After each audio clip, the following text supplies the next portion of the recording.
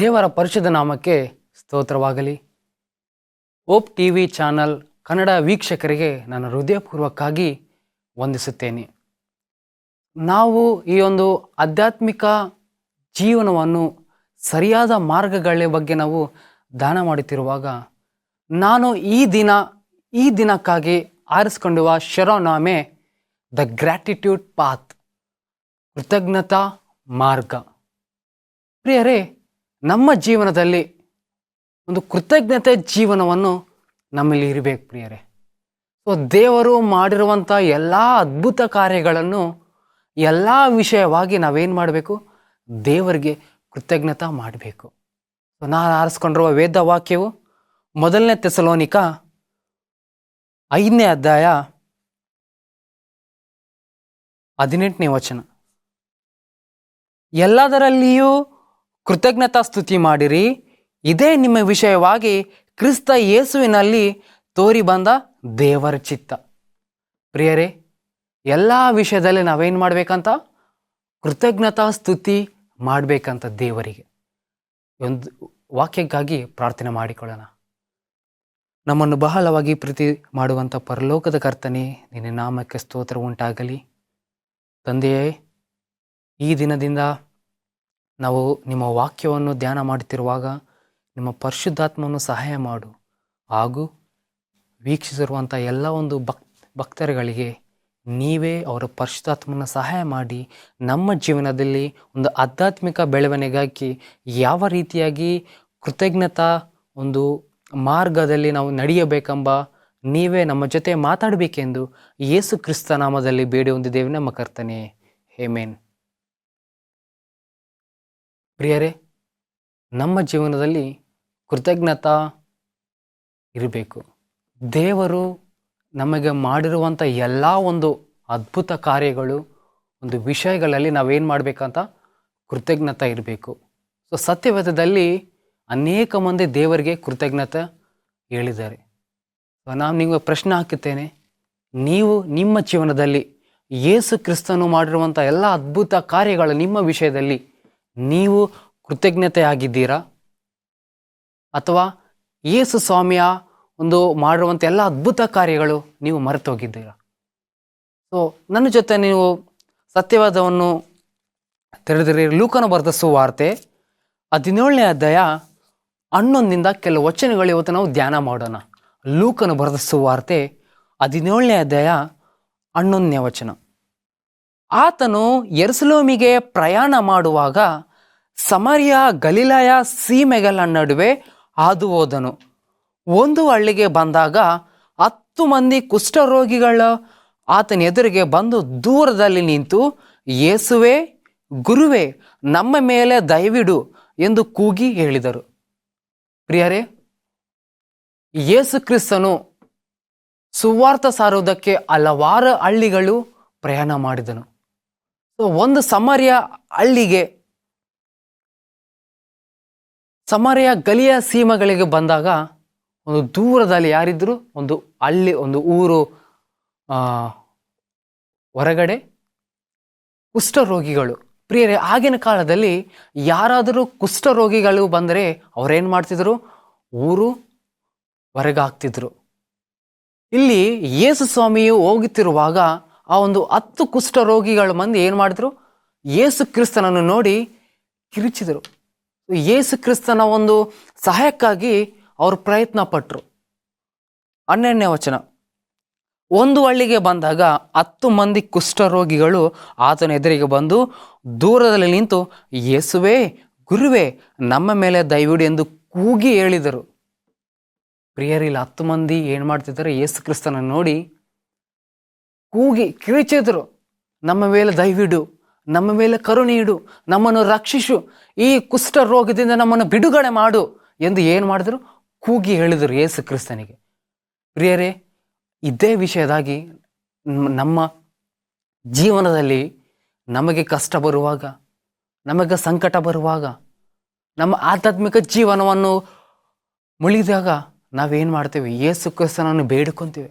ಯೇಸು ಕ್ರಿಸ್ತನನ್ನು ನಾವು ಕಿರಿಚಿ ಹೇಳ್ತೇವೆ, ನಮಗೆ ದಯವಿಡು, ನಮ್ಮ ಮೇಲೆ ಕರುಣೆ ಇಡು, ನಮಗೆ ರಕ್ಷಣೆ ಮಾಡು, ನಮಗೆ ಬಿಡುಗಡೆ ಮಾಡು ಅಂತ ನಾವೇನು ಮಾಡ್ತೇವೆ? ಕಿರಿಚ್ತೇವೆ, ದೇವರ ದೇವರಿಗೆ ಹೇಳ್ತೇವೆ. ಸೊ ಇದು 10 ಮಂದಿ ಕುಷ್ಠ ರೋಗಿಗಳು ಸಹ ಅದೇ ರೀತಿಯಾಗಿ ಹೇಳಿದರು.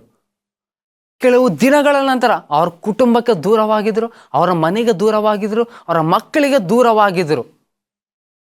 ಸೊ ಯಾವಾಗ ಯೇಸು ಕ್ರಿಸ್ತನನ್ನು ನೋಡ್ತಾರೋ ಆವಾಗ ಅವ್ರಿಗೇನು ಬಂತು? ನಿರೀಕ್ಷೆ ಬಂತು. ಪ್ರಿಯರೇ, ನಾವು ಸಹ ಅದೇ ರೀತಿಯಾಗಿ ನಮಗೆ ಕಷ್ಟದಲ್ಲಿ ಬರುವಾಗ ದೇವರ ಒಂದು ನಿರೀಕ್ಷೆ. ಸೊ ಯಾವಾಗ ನಾವು ದೇವರ ಪ್ರಾರ್ಥನೆಯಲ್ಲಿ, ದೇವರ ಒಂದು ವಾಕ್ಯದಲ್ಲಿ ನಾವು ಬಯಸ್ತೀವೋ ಆವಾಗ ನಮಗೊಂದು ನಿರೀಕ್ಷೆ ಬರುತ್ತದೆ.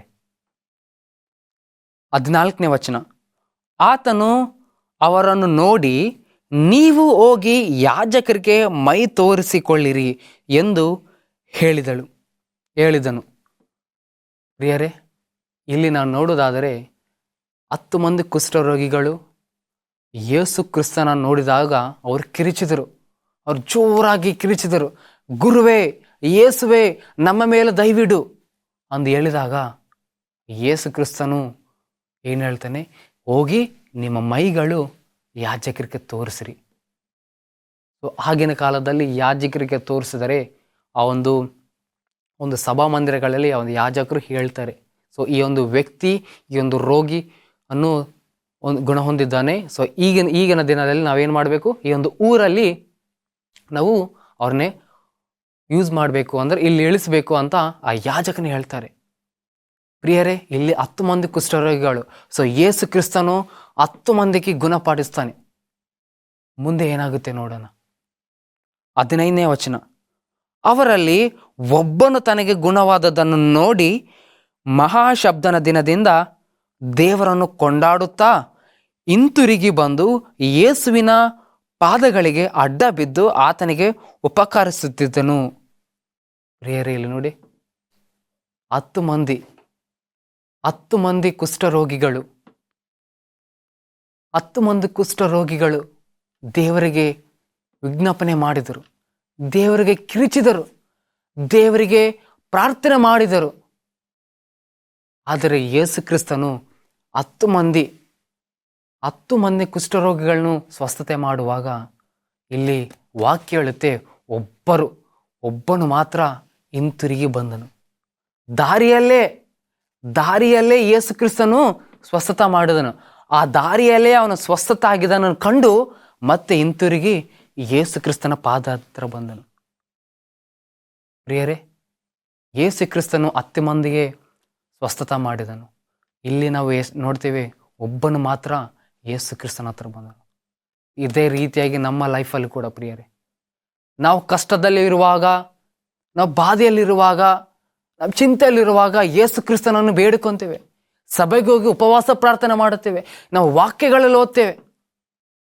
ಆದರೆ ಆ ಕಷ್ಟವನ್ನು, ಆ ಒಂದು ರೋಗವನ್ನು, ಆ ಒಂದು ಎಲ್ಲವನ್ನು ಯೇಸು ಕ್ರಿಸ್ತನು ಸ್ವಸ್ಥತೆ ಮಾಡುವಾಗ ನಾವು ಯೇಸು ಕ್ರಿಸ್ತನನ್ನು ಮರಿತೇವೆ, ದೂರ ಹಿಡಿತೇವೆ.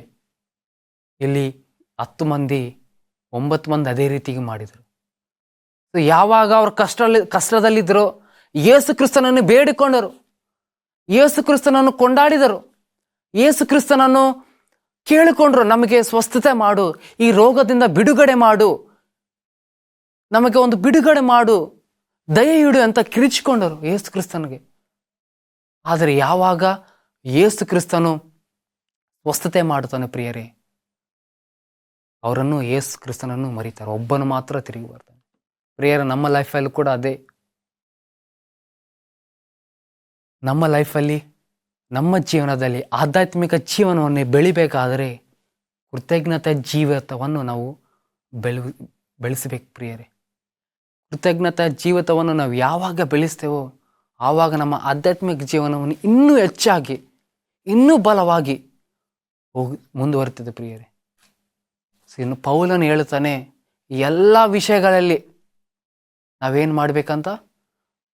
ಕ್ರಿಸ್ತನನ್ನು ಕೃತಜ್ಞತಾ ಸ್ತುತಿ ಮಾಡಬೇಕು. ಎಲ್ಲ ವಿಷಯದಲ್ಲಿ, ಈ ಪರ್ಟಿಕ್ಯುಲರ್ ಒಂದೇ ವಿಷಯದಲ್ಲಿ ಮಾತ್ರ ಅಲ್ಲ. ಏನೇ ಬರಲಿ, ಕಷ್ಟ ಬರಲಿ, ಸಂಕಟ ಬರಲಿ, ಏನೇ ಬರಲಿ, ಎಲ್ಲ ವಿಷಯದಲ್ಲಿ ನಾವೇನು ಮಾಡಬೇಕು? ಕೃತಜ್ಞತಾ ಸ್ತುತಿಯನ್ನು ಮಾಡಬೇಕು. 16ನೇ ವಚನ, ಯೇಸುವಿನ ಪಾದಗಳಿಗೆ ಅಡ್ಡ ಬಿದ್ದು ಆತನಿಗೆ ಉಪಕಾರ ಸಿದ್ಧ ಮಾಡಿದನು. ಅವನು ಸಮಾರ್ಯದವನು.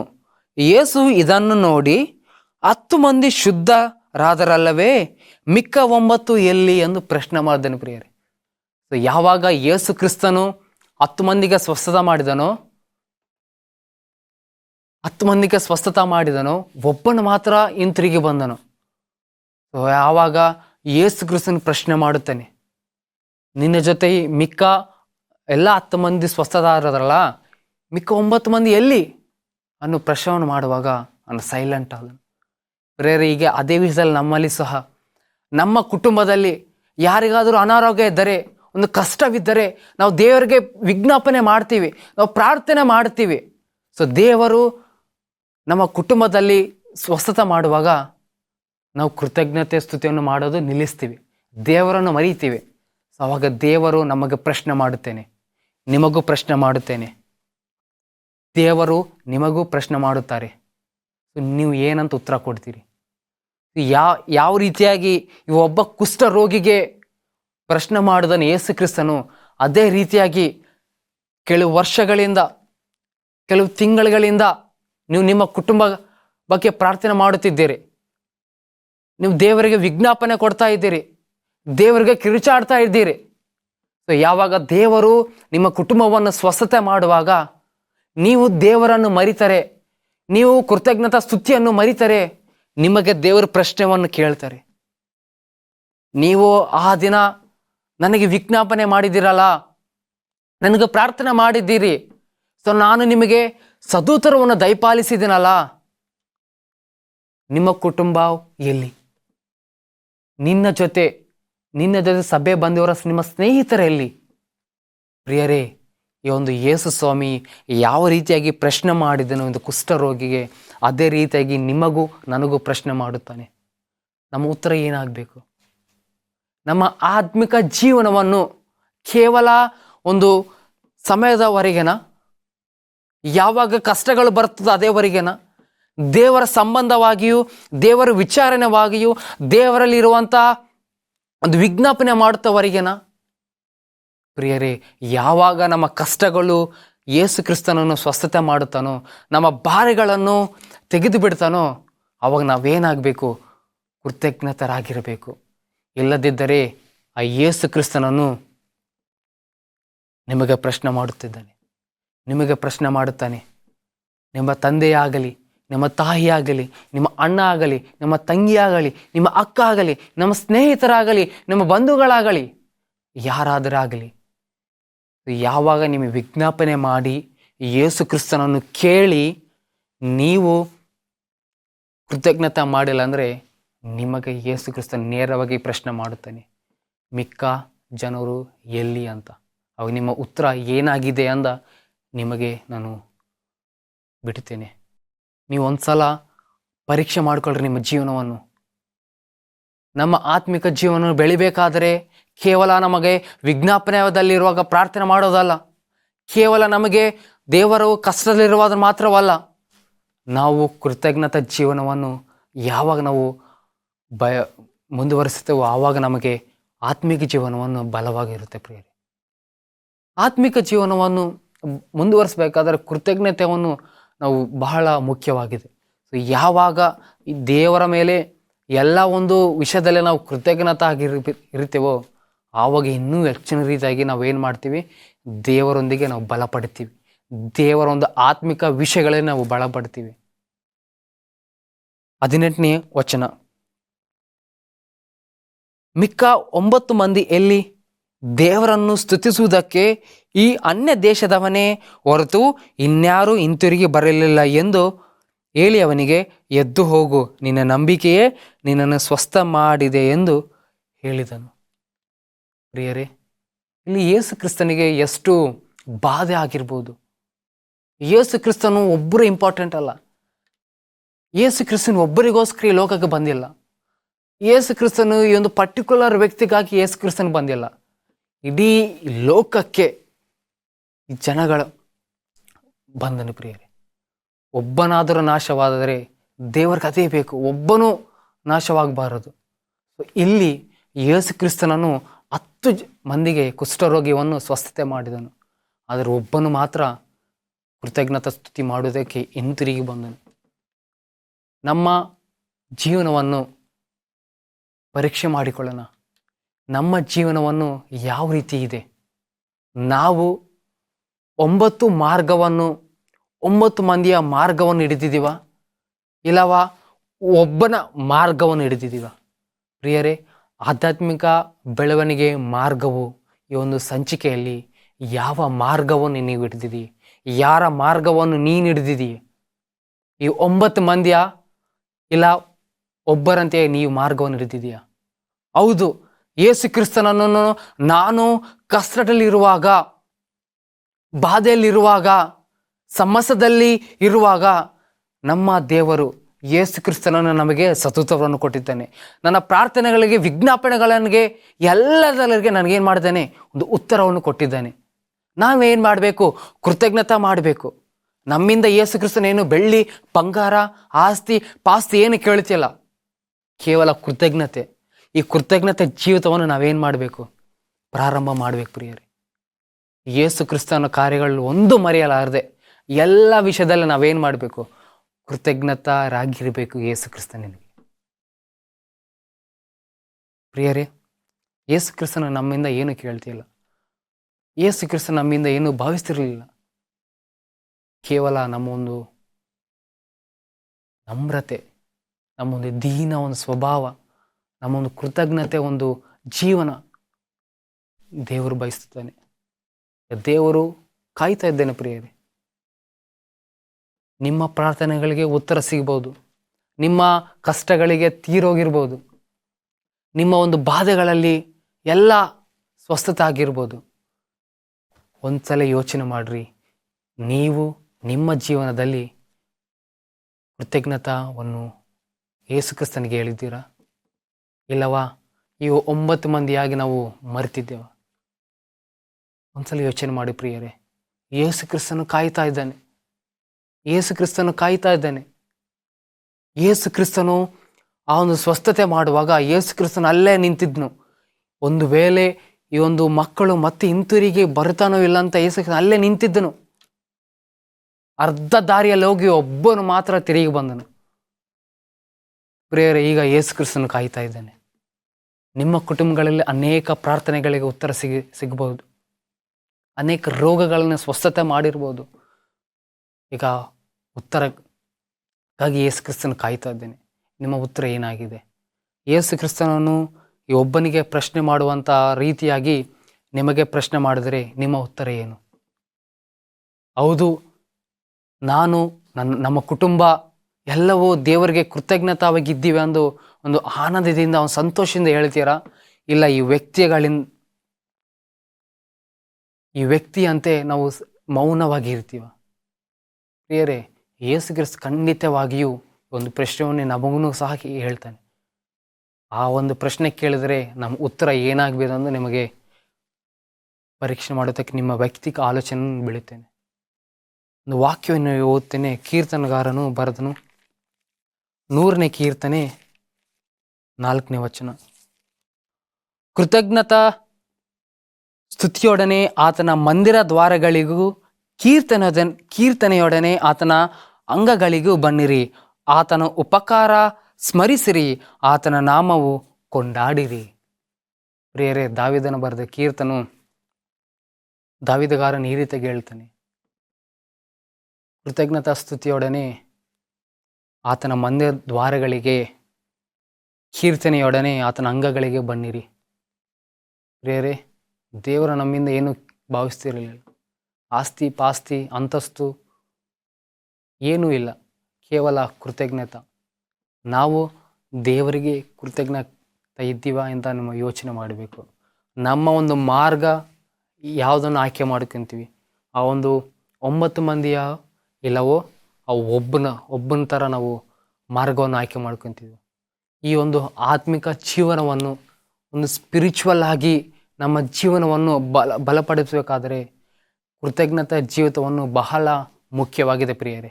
ಸೊ ಯಾವ ರೀತಿಯಾಗಿ ಯೇಸು ಕ್ರಿಸ್ತನು ಒಂದು 10 ಮಂದಿಯ ಕುಷ್ಠರೋಗಿಗಳನ್ನು ಸ್ವಸ್ಥ ಮಾಡಿದನೋ ಅದೇ ರೀತಿಯಾಗಿ ನಿಮ್ಮನ್ನು ಸಹ ಸ್ವಸ್ಥ ಮಾಡುತ್ತಾನೆ.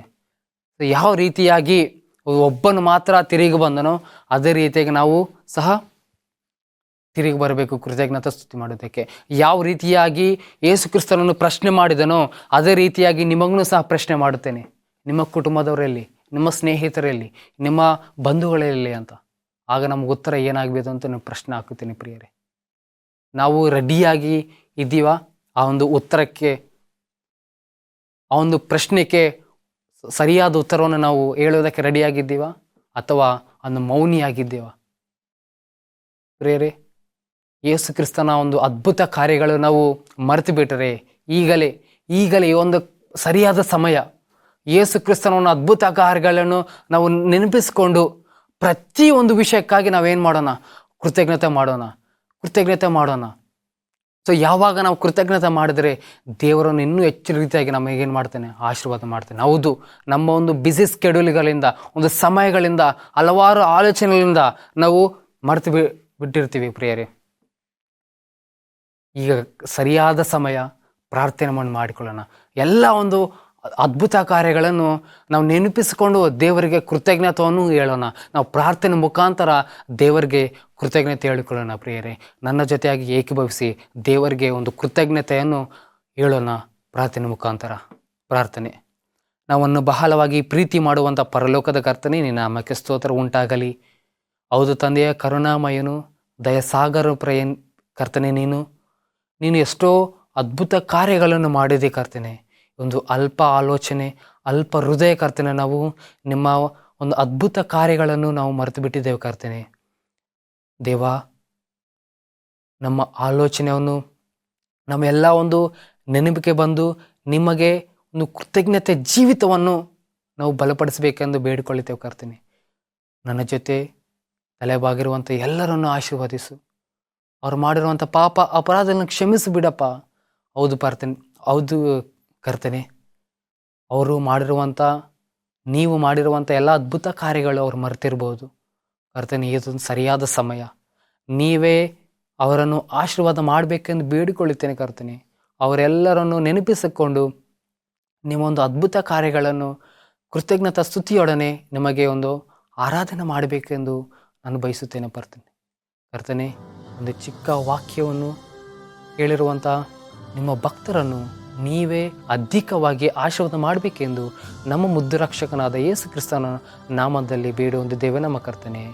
ಆಮೇನ್.